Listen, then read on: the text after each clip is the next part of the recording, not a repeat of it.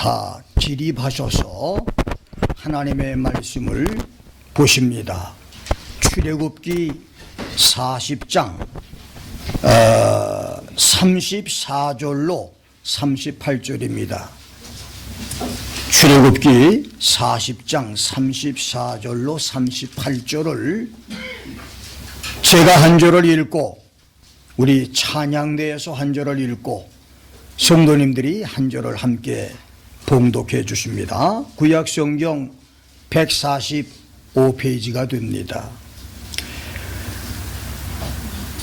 다 찾으셨으면 아멘. 그 후에 구름이 회막에 덮이고 여호와의 영광이 성막에 충만하며 모세가 회막에 들어갈 수 없었으니 이는 구름이 회막 위에 덮이고 여호와의 영광이 성막에 충만하였으며 구름이 성막 위에서 떠오를 때는 교인 전체가 함께 시작. 구름이 성막 위에서 떠오를 때는 이스라엘 자손이 그 모든 하나님께 앞으로 보내야 하였고 37절은 제가 읽고 38절은 여러분들이 함께 봉독하십니다. 구름이 떠오르지 않을 때에는 떠오르는 날까지 발행하지 아니하였으며 낮에는 여호와의 구름이 성막 위에 있고 밤에는 불이 그 구름 가운데 있으므로 이스라엘의 온 족속이 그 모든 행하는 길에서 친히 보았더라. 아멘 아멘. 자리에 앉으시고 우리 찬양대 찬양 예수님의 말씀 들었습니다.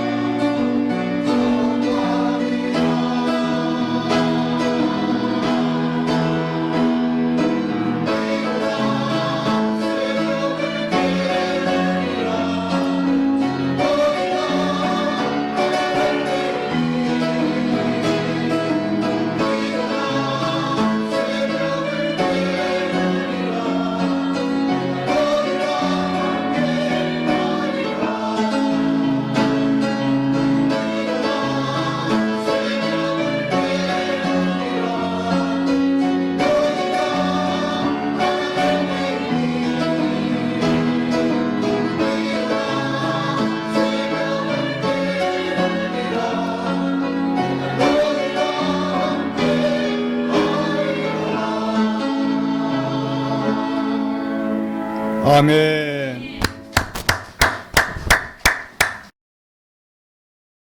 하늘 위를 떠다니는 구름은 높이에 따라서 그 이름이 다르고 모양에 따라서 그 명칭이 다릅니다.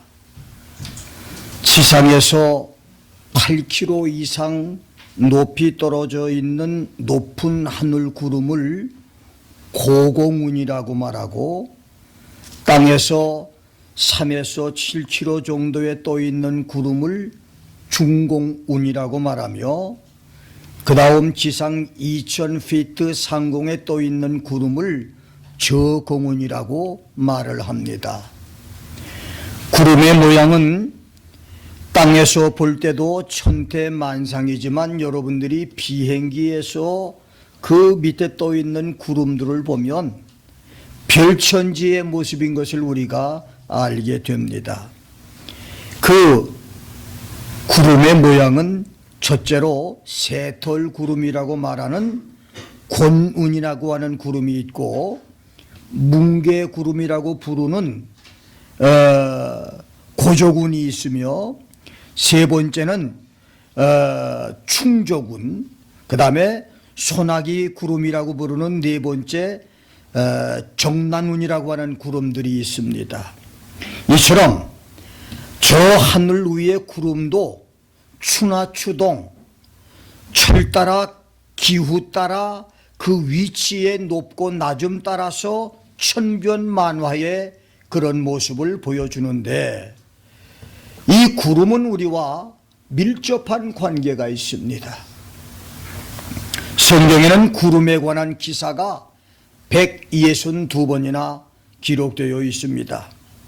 잘 아는 대로 주전 1450년경에 모세 시대에 나타났던 구름은 신비의 구름입니다. 오늘 본문 말씀을 보면 낮에는 열사의 사막을 시원하게 해주는 구름으로 보였지만은 밤에는 칠흑같이 캄캄한 것을 환하게, 얼음처럼 추운 것을 따뜻하게 해주는 구름기둥, 불기둥의 역사가 있었습니다. 또한 성전 봉헌식 때에는 하나님의 구름이 성전에 가득 차고 하나님의 영광이 가득 차서 하나님께 예배를 더 이상 드릴 수 없도록 하나님의 영광으로 충만했던 구름의 역사가 있습니다. 또 성경은 말씀하시기를 시내산에서 모세가 하나님의 십계명을 받을 때 온 하늘에, 이 온 산에 구름이 가득 찼고 그것이 하나님의 영광이 임했던 것을 알 수 있습니다. 뿐만 아니라 예수님이 2000년 전에 하늘로 승천하실 때에 구름을 타고 올라가셨고, 다시 이 세상에 오실 때에 구름을 타고 오시리라고 말씀을 했습니다.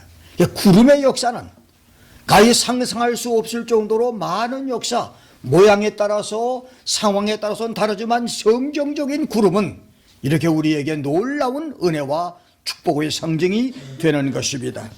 저는 오늘 2013년 첫 주일 예배에 야훼의 명하시는 대로, 이런 제목으로 하나님의 말씀을 여러분과 함께 나누겠습니다. 한번 따라서 합니다.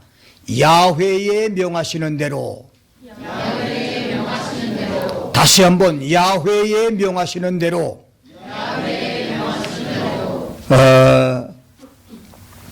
오늘 말씀은 이제 이렇게 우리에게 놀라운 교훈의 말씀을 주는데, 첫 번째로 말씀 속에서 우리가 배워야 할 말씀은 이 구름을 통해서 하나님이 역사했는데, 정월초하루라고 하는 말씀이 40장 1절 2절에 나옵니다. 2절을 보면 On the first day of the first month, 정월초하루에, 쉽게 말하면 금년 정월초하루에, 그런 뜻이 됩니다.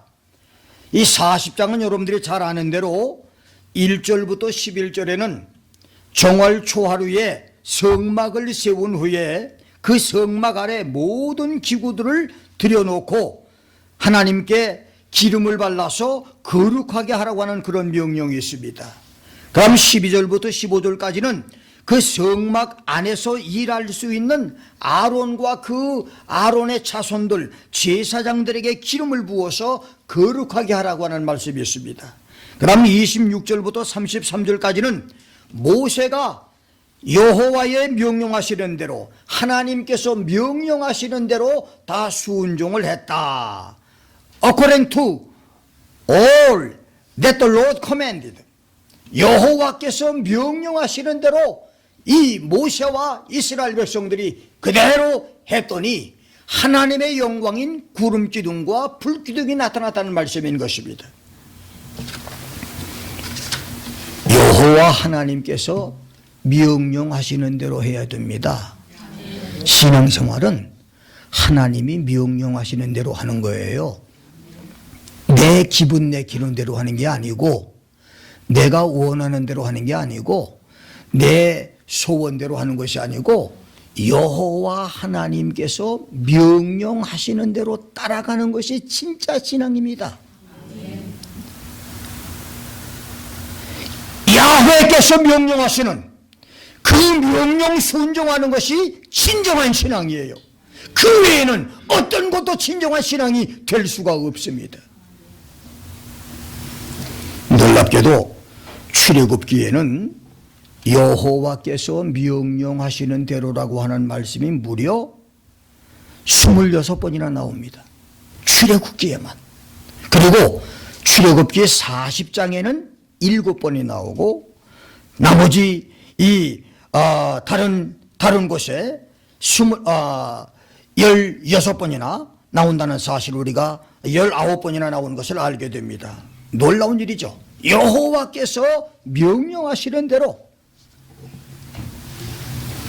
40장 전체는 성막을 짓고 성막 봉헌식을 하는 그런 장면의 기록입니다. 이 40장에서 특히 할 것은 성막을 세우고 난 다음에 성막 제일 안쪽에 지성소로부터 성소, 성막 뜰에 배치될 성구들을 차례로 들여놓으라고 하는 명령입니다. 이 말이 무슨 말이냐면 하나님은 질서의 하나님이란 말이에요. 하나님은 여러분 이 모두 되어가는 일들이 막 되어가는 것 같아도 하나님의 일은 반드시 질서가 있습니다. 순서가 있습니다. 순서가 어긋나면 거기에 반드시 문제가 생겨요. 하나님의 역사는 질서의 역사인 것을 우리에게 말씀하고 있습니다. 그 다음 두 번째는 그 성막 안에서 놀라운 일이 벌어지는데, 성막의 기구들이 안에서부터 바깥으로 중요한 것부터 차례로 패스가 됩니다. 세 번째는 뜰 주인은 포장을 쳤습니다. 다시 말하면 거룩한 것들이 모든 부정한 것들로부터, 세상으로부터 거룩하게 구별된다는 말입니다. 그 다음 네 번째는 거룩한 기름 부음에서부터 제 기능이 발휘됩니다. 모든 기구들이 아주 지극히 조그만 그릇까지, 불집게까지, 불젓가락까지 모든 기구에 기름을 바르고 난 다음에 이것이 거룩한 기구들이 됐다는 말입니다. 여러분, 하나님의 일은 성령의 기름 부음부터 있어야 그것이 진짜예요. 드럼을 쳐도 기름 부음이 있어야 되고, 여러분들이 악기를 가지고 하나님을 경배해도 기름 부음이 있어야 하고, 여러분들이 찬양을 불러도 기름 부음이 있어야 되고, 모든 것에 성령의 기름 부으심이 있어야 그것이 바로 거룩한 예배가 되고 거룩한 하나님의 축복이 만다, 그 말입니다. 아무리 실력이 많고 아무리 똑똑하고 아무리 훌륭해도 기름 부으심이 없는 것에는 하나님의 역사가 없습니다. 하나님과 상관이 없습니다.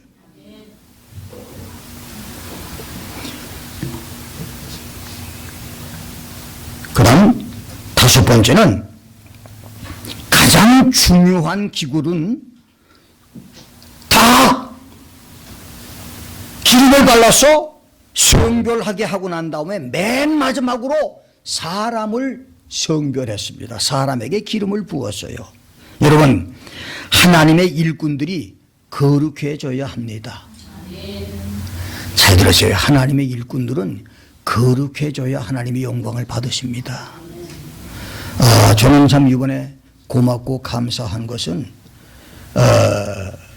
마음속에 2013년은 좀 금식을 하면서 시작을 해야겠구나 생각을 했는데, 다행히 그 베데스 기도원에서 금식 성회를 하면서 저한테도 부탁을, 목사님도 금식을 해주시면서 하시면 좋겠다고 그래서 제가 아주 흔쾌히 허락을 했습니다.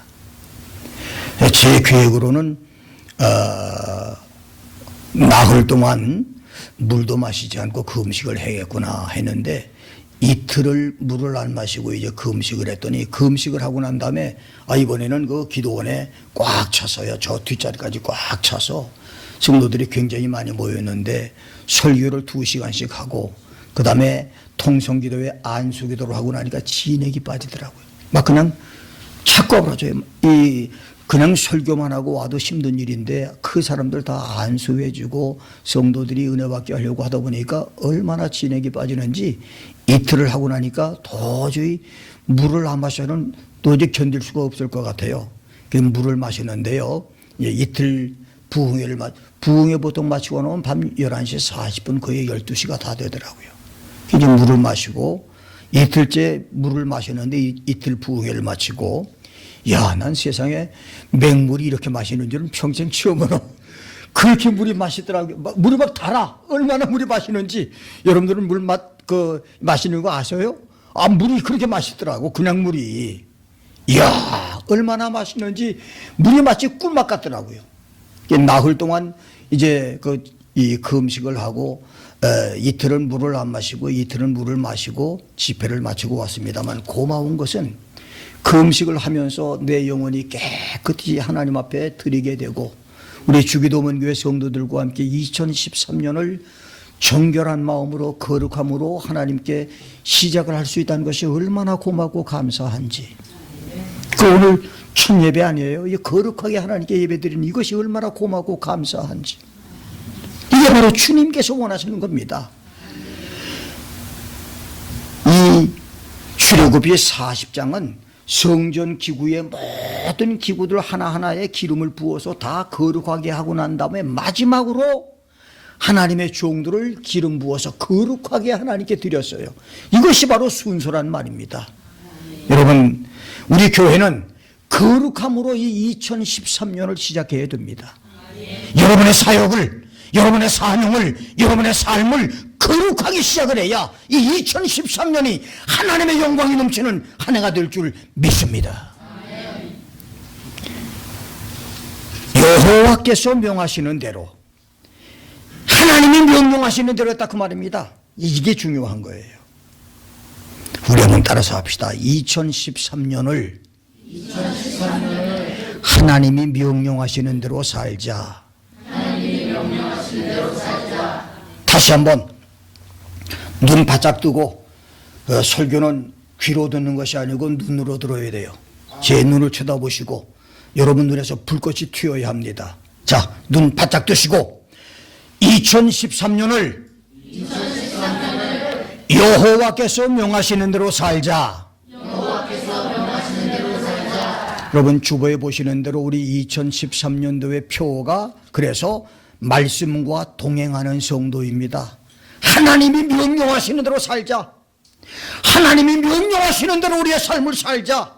하나님이 명령하시는 대로 우리 운명을 개척하며 우리의 삶의 역사를 만들며 하나님의 축복을 만들어가자 그 말입니다. 여호와께서 명령하시는 대로. 그런데 하나님께서 명령하시는 이 규례와 명령대로 산다고 하는 것이 너무 어렵습니다. 왜냐하면 성경에는 하나님께서 우리에게 명령한 명령이 보통 많은 게 아니에요. 구약 성경에만도 하나님이 우리에게 명령하신 명령이 무려 2713가지가 됩니다. 성경 전체에서 해라, 하지 마라, 먹어라, 먹지 마라, 가라, 가지 마라, 앉아라, 서라, 그것은 하면 안 된다, 이것은 반드시 해야 된다, 이 모든 명령들이 무려 5000개가 넘습니다. 그 5000개를 기억할 수도 없을 뿐만 아니라 다 지킨다고 하는 것은 요원합니다. 어떤 사람이라도 이 모든 계명들을 다 기억도 못하고 다 지킬 수도 없어요. 그렇죠? 5,000개 다 기억할 수 있어요? 김 목사가 성경을 500번 이상을 읽었어도 그 5,000개 다 기억 못해요. 예?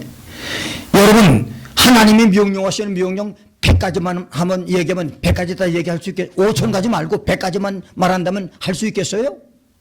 아마 한 10가지 정도 하고 나면 고개를 갸우뚱거릴 거예요. 도저히 기억 못 하거든요. 이 어마어마한 하나님의 계명들은 무슨 수로 기억을 하고 무슨 수로 이 말씀을 다 행한단 말입니까? 행할 수가 없잖아요. 그렇다고 지키지 않을 수도 없는 거 아니에요. 그래서 성경은 우리에게 놀라운 말씀을 했습니다. 이 모든 말씀들 가운데서 제일 크고 중요한 계명이 무엇입니까? 라고 사람들이 예수님께 물었을 때 예수님이 마태복음 22장 37절부터 40절까지 해서 아주 놀라운 말씀을 했어요. 내 마음을 다하고 내 생명을 다하고 내 정성을 다하여 하나님을 사랑하라. 이것이 첫째 되는 계명이요. 두 번째는 내 이웃을 내 몸과 같이 사랑하라. 이것이 둘째 되는 계명이다. 5,000개의 모든 계명을 다 집약을 하면 한마디로 말하면 하나님 사랑하고 이웃을 사랑할 그 말입니다. 요거 두 가지로 압축을 시킬 수 있다는 얘기예요. 그러니까 5,000개가 넘는 그 어마어마한 모든 계명들은 바로 하나님 사랑하는 것과 이웃을 사랑하는 것으로 압축이 되는데 이것이 바로 소위 말하는 10계명입니다. 그러니까 여호와께서 명령하시는 대로 살라고 하는 말은 무슨 말이냐? 한마디로 말하면 10계명을 지키며 살라 그 말입니다. 간단해요. 10계명을 지키면 5,000개의 계명을 다 지키는 거예요. 그러면 이 여호와께서 명령하시는 대로 모세와 이스라엘 백성들이 순종하고 준행을 했더니 하나님께서 구름기둥 불기둥으로 인도했고 하나님의 영광이 임했던 것처럼 여러분들이 하나님의 계명대로 살면 하나님의 영광이 우리 삶 속에 임합니다. 하나님의 영광이 우리를 보호해 주십니다. 하나님의 영광이 우리 가정을 보호해 주십니다. 하나님의 영광이 여러분의 사업과 여러분 자녀와 삶을 보호해 주시는 역사가 있어요. 하나님의 계명대로 살 때 여러분 5,000개를 지키고 기억하라면 힘들지만 10개의 계명은 외울 수도 있고 지킬 수도 있어요. 아멘? 그 아멘 소리가 이렇게 매가리가 없어. 10개의 계명은 기억할 수도 있고 지킬 수도 있습니다. 40점. 10개의 계명은 충분히 기억할 수도 있고 지킬 수도 있습니다. 한 번만 더. 10계명은 기억할 수도 있고 지킬 수도 있습니다. 자, 그러면 이제 중요한 것. 크게 나누어서 10계명은 하나님이 모세에게 주신 돌판에 이쪽 편에는 하나님을 향한 계명과 이쪽 편에는 사람을 향한 계명이 있습니다. 그러니까 10계명은 둘로 나눌 수가 있어요. 인간이 하나님께 해야 할 것, 그 다음에 인간이 인간에게 해야 할 것, 두 가지로 나눕니다. 첫째로 오늘 요것만 하면 여러분 말씀을 배우고 다 끝나는데요. 인간이 하나님을 향하여 지켜야 할 계명입니다. 출애굽기 20장 3절을 보면 그렇게 말했어요. 첫째로 나 외에 다른 신을 잊게 하지 마라. 나 외에 다른 신을 절대로 내게는 잊게 해서는 안 된다. 여기 아주 중요한 말이 나와요. 나 외에. 이 말이 히브리 언어를 보면 알파나이란 말입니다. 이 말은 여러 가지 뜻이 있는데 against me, 다시 말하면 나를 반대해서 다른 신을 섬기지 마라. 나를 저항하지 마라. 나를 반대하지 마라. 하나님을 반대하지 말라 그 말입니다. 그 다음에 in addition to me, 나 플러스 또 다른 것, 나도 섬기고 또 다른 것도 섬기지 마라 그 말입니다. 나만 섬기지 나하고 또 다른 것을 포함시키지 말라 그 말이에요. 그 다른 말로 말하면 한 아내가 남편 플러스 남자친구를 섬기지 말라 그 얘기예요. 그러면 좀 이해가 쉽죠? 남편이면 되지 왜 또 남자친구도 필요해? 근데 요즘에 아주 웃기는 사람들이 한국에 자기 남편 플러스 남자친구가 한둘은 다 있대. 아, 이게 보통 문제가 아니에요. 이 신앙의 사람들도 하나님 플러스 또 다른 것을 섬기면 안 된다 그 말입니다. 예. 그 다음에 now way라고 하는 말은 나를 제외하고 except me, 나를 제외하고 다른 거 섬기지 말라 그 말입니다. 그 다음에 나의 곁에서 by the side of me, 내 옆에 다른 것을 두지 마라 그 말입니다. 또 더 재미있는 것은 now way란 말, 알파나이란 말은 무슨 말이냐면 before the face of mine, 내 얼굴 곁에서 하나님 얼굴을 여기 두는데 그 옆에 또 다른 거 두지 마라 그 말입니다. 그 다음에 나의 임재 앞에서 in the presence of me. 그 다음에 시간적으로는 우선순위에서 before me, 내 앞에 하나님보다 먼저 다른 거 섬기지 말라 그 말입니다. 나우이라는 말이 이렇게 아주 깊은 의미가 있어요. 하나님이 첫 번째지 두 번째로 갈 수가 없다 그 말입니다. 여러분의 삶의 우선권이 하나님이 우선권이 되어야 된다 그 말입니다. 이것이 바로 나 외에 다른 신을 섬기지 말라 그 말입니다. 두 번째로 어떤 형태의 우상도 만들거나 섬기지 말라고 그랬습니다.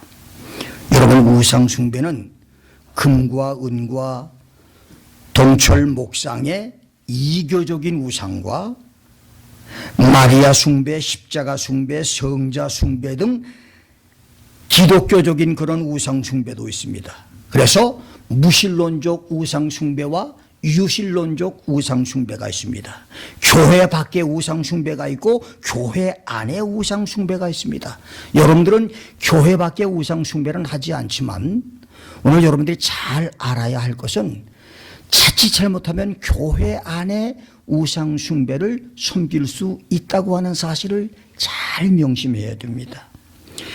캐톨릭에서는 주후 431년에 에베소 종교회의 때에 마리아를 하나님의 어머니로 숭상하기 시작을 했습니다. 그 다음 수도원 시대인 중세는 마리아는 한 번도 부부 생활을 하지 않은 거룩한 사람으로 말합니다. 여러분, 성경에는 마리아가 예수님을 낳기 전까지는 요셉과 부부 생활을 하지 않았지만 그 이후에 부부 생활을 해서 자녀들을 6명 이상 낳은 것을 성경에는 기록했어요. 그런데 캐톨릭에서는 아예 마리아는 한 번도 부부 생활을 하지 않은 거룩한 여인으로 그렇게 추앙을 해서 마리아를 숭배하게 하고 있습니다. 또 그렇게 해서 마리아를 예수님과 함께 합동 구세주로 섬깁니다.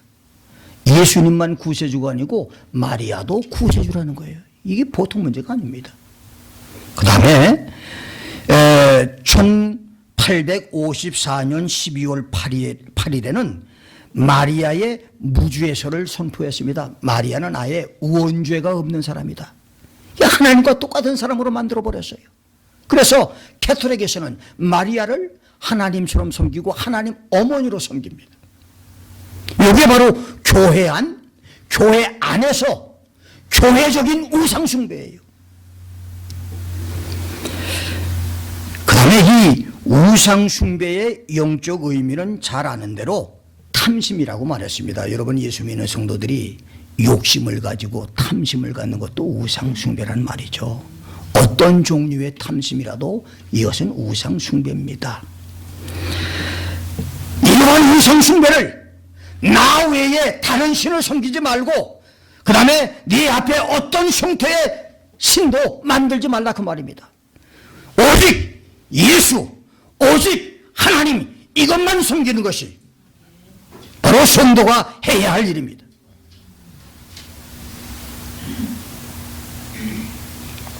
세 번째는 여호와의 이름을 망령되이 일컫지 마라. 이 말은 예수님의 이름으로 기도하면서 믿지 못하는 것에서부터 시편 86편 5절, 로마서 4장 20절, 10장 14절 말씀, 하나님의 이름을 불경스럽게 사용하는 것, 세속되게 미신적으로 악용하는 것, 하나님의 아들을 회방하는 것, 예수의 이름으로 위증한, 여러분 예수의 이름으로 거짓말로 증언하는 것, 이것도 하나님의 이름을 망령되이 일컫는 겁니다.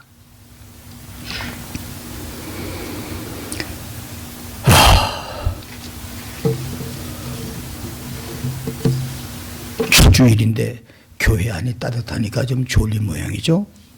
다음부터는 주일날 그 시다 키지 말까요? 사랑하는 사람에게는 하나님이 잠을 주신다고 했지만 그건 집에서 잠잘 때 하는 말이지, 교회까지 와서 잠자는 것은 마귀가 좋아하는 일이지 하나님이 좋아하는 일은 아니야. 아시겠어요?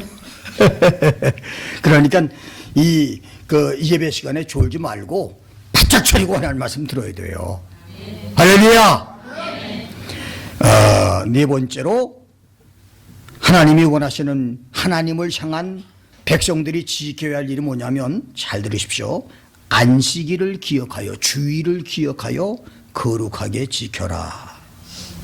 여러분, 주일은 주님의 날입니다. 주일날은 잠자는 날이 아니고, 놀러 가는 날이 아니고, 가족끼리 쉬는 날이 아니고, 친구들 데려다가 파티하는 날이 아니고, 물론 주일 예배를 드리고 와서 파티하는 거야 어쩔 수가 없지만, 아예 주일날 하나님께 나오는 거 제쳐놓고 자기들끼리 모여서 파티하는 것은 이건 주님이 원하는 일이 아니에요. 주님의 날은 주님께 온전히 드린 것이, 이게 바로 하나님이 명령하신 명령이에요. 그것이 하나님 사랑하는 길입니다. 주일은 한번 따라 합시다. 주일은 주님의 날입니다. 주일은 주님의 날입니다. 여러분, 주일은 김 목사 날도 아니고 여러분 날도 아니에요. 아멘 좀 해봐요. 이상한 매가리가 하나도 없네. 금식한 나보다 더 힘이 없어. 주일은 여러분의 날이 아닙니다. 반드시 주의 날은 주님의 날입니다. 그래서 주님께 온전히 드려야 돼요. 이것이 바로 여호와께서 명령하시는 대로 순종하는 삶이 바로 주일 성수의 길이란 말입니다. 2013년은 한 번도 주일날 빠지지 않는 축복들이 계시기를 여러분 모두에게 계시길 주의 이름으로 축원합니다. 이상하다, 아멘이 이렇게 매가리가 없지. 2013년은 주일날 한 번도 빠지지 않기를 주의 이름으로 축원합니다. 아멘 했어요. 그래서 지켜야 돼. 네.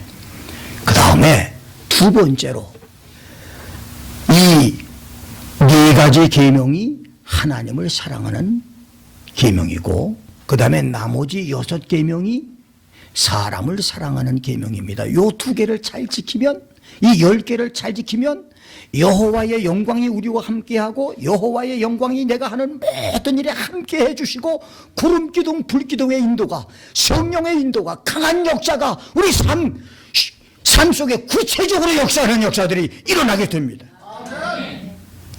자, 그러면 두 번째로 인간이 인간에게 지켜야 할 법입니다. 5계명에서 10계명까지입니다. 첫째는 부모에게 순종해라. 부모에게 순종하라고 하는 말, 여기 공경하라고 하는 말이 나오는데, 공경이라고 하는 말이 아주 굉장히 중요해요. 히브리 원어를 보면 카베드란 말입니다. 그 뜻이 뭐냐면 이 간과 장을 말합니다. 우리 몸속에 있는 제일 중요한 부분이 간장이잖아요. 그래서 부모를 공경하라고 하는 얘기는 뭐냐면, 부모님을 알되 내 몸속에 제일 중요한 부분인 간장처럼 그렇게 존귀히 여기고 그렇게 아주 귀히 여기라는 말입니다. 이 부모에 대한 의미는 여러 가지가 있어요. 성도들이 공경해야 할 부모는 여러 종류가 있잖아요. 모든 영의 아버지 하나님이신 하나님이 부모님이 되시고, 가정에 있어서는 육신의 부모가 되고, 영혼의 부모, 연륜으로 봤을 때는 이제 윗사람이 부모가 되고, 국가에 있어서는 위정자가 부모가 되고, 직업에 있어서는 주인이 부모가 되고, 교회에 있어서는 성직자가 부모입니다. 그러니까 부모를 공경하라고 하는 말은 윗사람을 잘 공경하라 그 말입니다. 이것이 바로 부모 공경의 방법이에요. 네. 그 다음에 이제 중요한 말씀이 금방 끝납니다. 두 번째가 뭐냐 하면 간음하지 말라라고 말했어요. 간음하지 말라. 21세기 지금 우리가 살고 있는 시대의 최대 사회 문제는 이혼 문제입니다. 그런데 이 이혼 문제가 선진국만의 문제가 아닙니다. 선진국이라고 말하는 미국이나 영국이나 프랑스나 독일, 일본 등은 현재 이혼율이 약 70%입니다. 그런데 우리 한국도 50%가 넘는다는 겁니다. 이게 보통 문제가 아닙니다. 점점 더 문제들이 심각해진다는 사실을 기억해야 돼요. 이 간음하는 일들은 이제 지구촌이 마지막 멸망할 때가 다 가까이 왔다는 얘기인데요. 이 간음의 문제는 육신적인 간음도 간음이지만 영적인 간음들이 얼마나 많습니까? 하나님보다 다른 신을 섬기는 일들, 하나님의 이름으로 엉뚱한 짓 하는 이 영적인 간음들이 얼마나 많아요. 여러분, 성경에서요, 노아 홍수가 이 지상에 있어서 노아 홍수 때에 수많은 사람들이 죽임을 당했습니다. 우리가 볼 때는 노아의 홍수 시대에 지구촌에 다 멸망을 당하고 노아의 식구 8명만 구원을 받았지만, 사람들은 노아 홍수 시대 때 죽은 사람의 숫자를 그렇게 많이 생각을 안 해요. 그런데 아시다시피 노아 홍수는 아담 하와를 지으시고 난 후에 1656년 때에 일어난 사건입니다. 그러니까 아담서부터 1656년 동안 그들은 거의 죽지 않고 자식들을 낳았어요. 1000년씩, 거의 950년, 1000년을 살면서 자식을 낳습니다. 아마 대략 숫자로 따지면 성경학자들은 약 10억에서 20억 정도가 그 당시 살았다는 얘기입니다. 엄청난 숫자의 사람이 살았었어요. 그 모든 사람을 다 죽이고 노아의 8식구만 남겼어요. 하나님이 얼마나 분노하셨으면 그 모든 사람을 다 죽이고 노아의 가족 하나만 살렸다는 얘기예요. 8식구. 예? 그때 그 노아의 홍수 때의 심판이 왜 왔느냐? 하나님의 천사들이 이 지상에 내려와서 여자들을 보니까 예쁘거든. 그래서 다 그냥 그 지상의 여인들과 결혼을 하고 자식을 낳아서 그 다음에 네피림이라고 하는 거인 장수들을 낳습니다. 이것을 보시고 하나님이 진노하셔서 지구를 멸망시키고 파멸시켜요. 성적으로 타락하고 범죄함으로 지상에서 하나님이 멸망을 시켰어요. 그 다음 소돔과 고모라를 멸망시킨 건 뭐냐 하면 우리가 잘 아는 대로 동성연애 때문에 멸망을 당했습니다. 동성연애. 그러니까 지금 21세기 마지막으로 지구촌이 파멸을 당할 수밖에 없는 조건이 뭐냐면 온 세상이 동성연애로 꽉 차 있어요. 이제는 미국은 법적으로 합법적으로 동성연애가 공식 인정이 되고 동성부부가 한 부부로 인정이 되는 그런 시대가 됐잖아요. 얼만큼 타락을 했으면. 그 동성연애하는 사람들 가운데 먼저 결혼했던 그 부인의 자식은 누가 엄마고 누가 아빠예요? 에? 이게 보통 문제가 아니잖아요. 심각해도 보통 심각한 게 아닙니다. 동성연애는 지구촌의 마지막 심판의 조건입니다. 가늠하지 말라 그 말입니다. 세상이라 타락하고 범죄해도 하나님의 백성들만은 거기서 남아서 신앙을 지키고 거룩한 삶을 살아야 된다는 말입니다. 세 번째가 살인하지 말랍니다. 살인은 우리가 잘 아는 대로 구약적 살인과 신약적 살인이 있습니다. 율법적 살인과 은혜적인 살인이 있어요. 구약적 율법적 살인은 결과적 살인입니다. 구약에서는 사람을 죽였어야 살인이었었어요. 그런데 신약적 살인과 은혜적인 살인은 뭐냐면 마음속에 미움만 품어도 이미 살인했다고 그랬어요. 그러니까 구약은 결과적인 살인이고 신약은 마음의 이 의도적인 이 마음속의 생각만 해도 생각에 살인이 된다는 그 말입니다. 여러분, 우리 마음속에 미운 마음 가지면 안 됩니다. 저는 이제 인생을 쭉 많이는 살지 않았지만 살아가면서 옛날에는 좀 미운 마음도 들어가고 섭섭한 마음도 들어갔는데 지금은 살다 보니까 다 부질없는 거예요. 미움이 무슨 필요가 있고, 그 다음에 증오가 무슨 필요가, 다 쓸데없는 짓들이라고. 지나고 보니까 괜히 부질없는 것 때문에 잠을 못 자고 며칠씩 막 이를 악물고 나쁜 놈 그놈 내가 복수하고 말겠다는 별 생각이 다 들어가는데 지나고 나니까 다 부질없는 짓들이라고. 지나고 보니까 아무것도 아니야. 복수하면 so what? 그게 무엇이 유익하단 말입니까? 남는 게 뭡니까?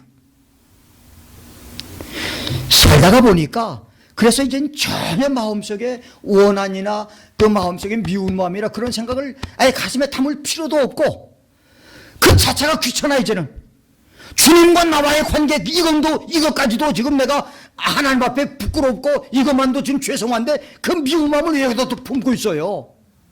다 부질없는 일입니다. 헛되고 헛된 일이에요.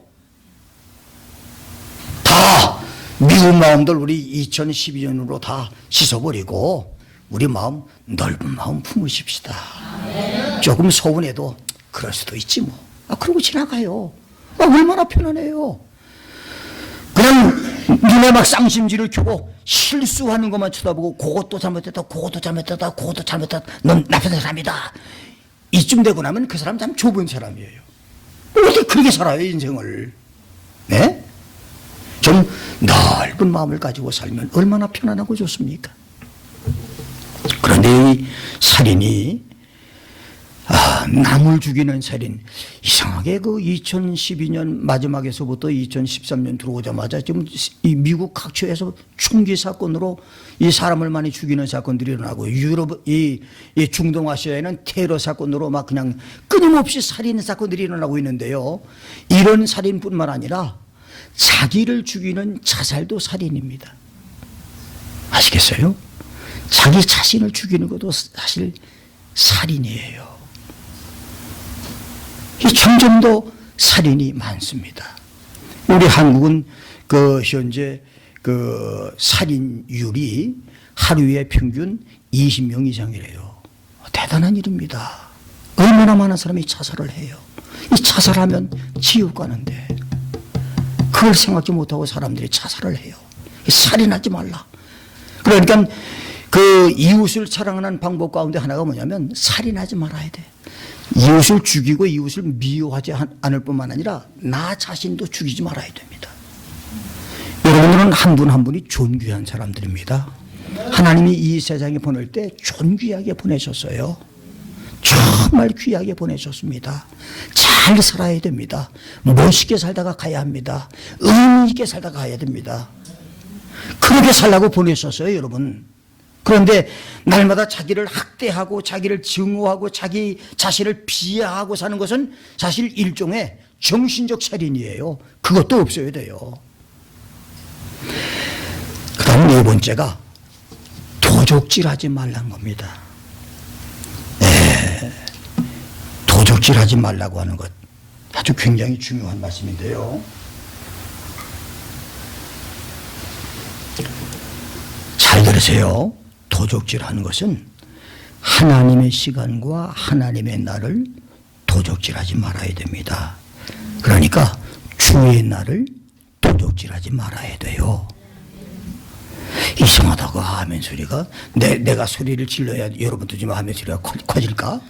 주의 날 도적질하지 말라고요. 예, 주님의 날이에요. 그 다음에 남의 재산 강제로 빼앗고 강탈질하는 것도 사실은 부당하게 사람들을 대우하는 것도 착취하는 것도 사실은 도적질입니다. 하나님의 것 11조를 도적질하는 것도 도적질입니다. 도적질 많이 있어요. 그거 다 회개해야 됩니다. 다시 말씀드리지만 11조 안 드리고 내가 챙기면 이상하게 옆으로 다 빠져나가요. 다른 사건으로 다 빠져나갑니다. 생기지 말아야 할 교통사고도 생기고 딱지도 띄게 되고 그다음에 병이 걸려서 병원에다 다 갖다 줘야 돼. 근데 병원에 갖다 주는 건 사람들이 기억을 못 해요. 그냥 그 가정에 어려운 일이 생겨서 병원에 그저 의사에게 돈 갖다 주는 걸로 착각을 하는데 정말로 여러분들이 하나님의 은혜가 위에 살면 병 안 걸리게 하나님께서 주시거든. 그러니까 하나님이고 도둑질하지 말고 하나님께 온전히 드리면 하나님의 책임을 더 주는데 엉뚱한데 돈을 쓰면서도 하나님의 것을 도둑질하는 그런 실수는 범하고 있는 것, 이거 사실은 신앙적으로 잘못된 겁니다. 도둑질은 놀고 먹는 도둑질이 있어요. 그 다음에 중요한 것은 마음 도둑질이 있습니다. 다른 사람의 마음을 빼앗아서 죄를 짓게 하는 마음 도둑질. 그 다음 더 무서운 것은 영혼 도둑질이 있습니다. 영혼을 도둑질해서 지옥 보내는 그런 일. 참 중요한 일입니다. 여러분 보세요. 핏장 신부, 이연옥이 그 핏장 신부가 만들어낸 그 이연옥 실화인데요. 성경에도 없는 이연옥을 만들어 가지고 캐톨릭에서는 지금 돈을 많이 벌고 있잖아요. 무슨 말인지 알아요? 성경에도 없는 이연옥소를 만들어 갖고 당신 부모나 당신 자식이 지금 천국도 안 가고 지옥도 안 가고 그 중간에 이연옥에 가 있다. 그 사람들을 위해서 헌금을 내면 다 헌금에 의해서 천국으로 간다고 그러니까 많은 사람들이 자기 조상과 자기 식구들과 자기 자녀들과 자기 후손들을 위해서 헌금을 무지무지, 진짜 들어야 할 헌금은 안 드리고 엉뚱한 데 헌금을 드려요. 그 무지무지하게 돈을 많이 버는 것이 캐톨릭입니다. 이연옥선 하나 만들어 갖고. 그 내용의 그 이연옥 실화를 보면 이렇게 나옵니다. 이렇게 기도하면 이연옥에 있는 영혼들이 고통이 감해진다. 예수의 이름으로 한 번 기도하면 300일이 이연옥에서 단축되고, 예수와 마리아의 이름으로 기도하면 200일이, 예수와 마리아와 요셉의 이름으로 기도하면 7년이 단축되고, 그 다음에 십자가 성호를 그으면 50일, 성수로 그 다음에 십자가 성호를 그으면 100일이, 그 다음에 내 주 내 천주여 이렇게 이름을 불러가며 기도하면 7년이, 마음이 양선하시고 겸손하신 예수여 내 마음을 당신의 마음과 같게 하소서라고 기도하면 500일이 줄어들고, 그 다음에 신독송, 망독송, 애독송이라고 하는 이 삼종종을 외우면 10년이 단축되고, 자기의 묵주화를 굴면서 선정의 모후여, 그러니까 마리아의 이름으로 기도하면, 이렇게 그 기도를 외우면 2분 내지 3분 동안에 무려 1만 8천일, 49년 3개월 25일이 단축된대요. 연옥에 있는 시간이 단축된다는 거예요. 근데 재미있는 거는 연옥에 있는 사람의 시간이 몇 년인지 몰라. 그러니까 수천 년인지 수억 년인지 몰라. 하여튼 계속 그렇게 하면 드리면 돼. 그러니 얼마나 많은 헌금을 지금 이 연옥술 때문에 헌금을 드리고 있어요. 이게 다 영혼 도둑질하는 거예요. 끔찍하잖아요. 끔찍해. 예, 영혼 도둑질입니다. 그 다음에 더 무서운 것은 말씀 도둑질입니다.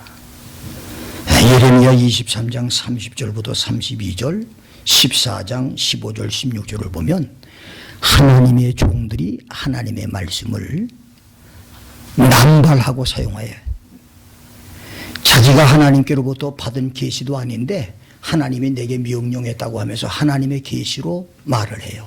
하나님의 말씀을 도둑질하면서 영혼들을 지옥으로 끌고 가는 사람이 있습니다.